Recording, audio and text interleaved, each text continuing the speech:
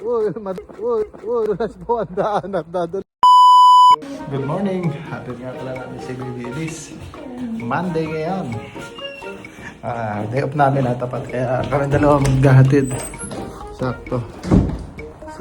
Yun.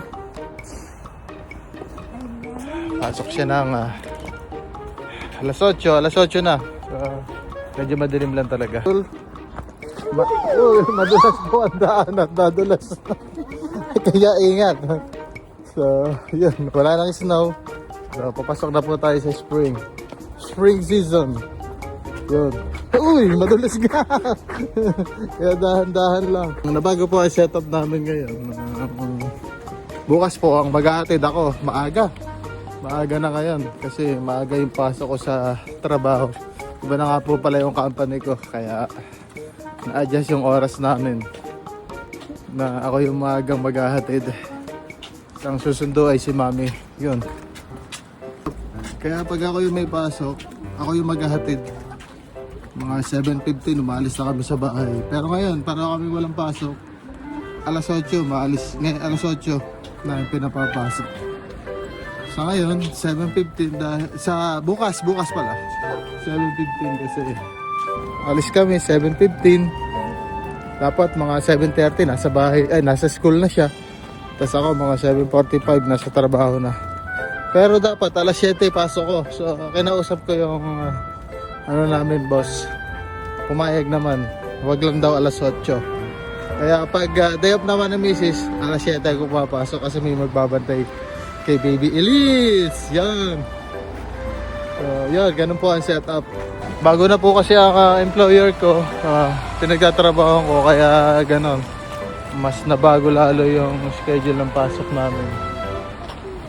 So kung gusto niyo naman po lumipat after 6 months ay napagtatrabaho niyo sa company, pwede na po kayong lumipat. Tapos kailangan 2 months mag-render muna po kayo bago kayo lumipat. Ganun po. Ang pinakamaganda kung gusto niyo, dapat may malilipatan muna kayo bago kayo mag-decide para sigurado. Yun po. At kung maglilipat po kayo ng bagong employer, mag-change employer kayo sa ministry, yun po. Tapos yung kontrata nyo, pwedeng mag-sikaso ng change employer ninyo ay yung malilipatan nyo na company. Pwede rin kayo, halos sa dalawa yan, nasa pag-uusap ninyo, depends on agreement. Tapos po, pag magpapaverify kayo ng bagong kontrata, hingi kayo ng English version. Yun po yung requirement sa embassy. Tapos addendum, makikita nyo po yun sa sa pinaka sa embassy po yun. Kasi nag-asa ko sa kanila, kailangan meron din ng addendum, papipirmahan nyo sa employer nyo. Tapos bawat page ng kontrata naka-scan, kasi sisend nyo sa kanila passport, yung TRC. Ang bayad po is 250. Yun. Ang hinihintay ko na lang is English version ng kontrata ko para mapa-verify. Yun po. Ito na nga ulit kami.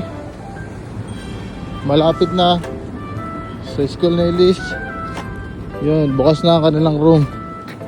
Yung mga klase niya nandito na din. Importante po na makapag-verify kayo ng kontrata dahil kailangan po yan. Kasi pag magbabakasyon kayo, para makakuha kayo ng OEC po. Yun po, para ma-verify. So yun. Ang maganda niyan, pwede po natin asikasuhin through online. Isend lang natin sa email sa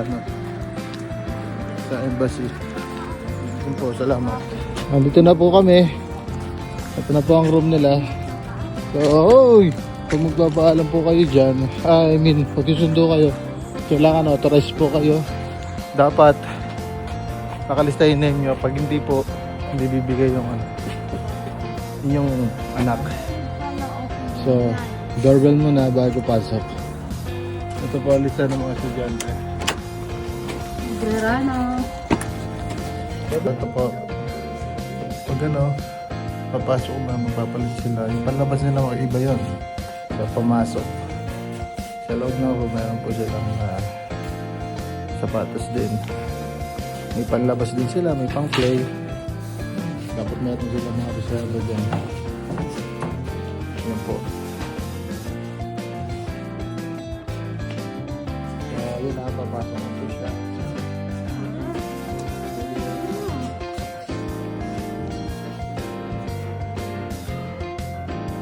Subuhin natin siya mga naman 2 to 15, ganun to 30.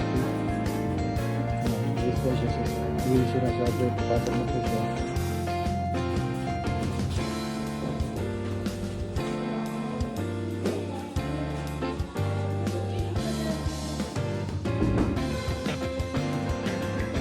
So ayun na po. So ayun na nga, nahatid na namin. Bibili na kami ng pang-ulam. Ano pang-ulam? Bili daw patapak sa'yo. Batangas version. So, madulas.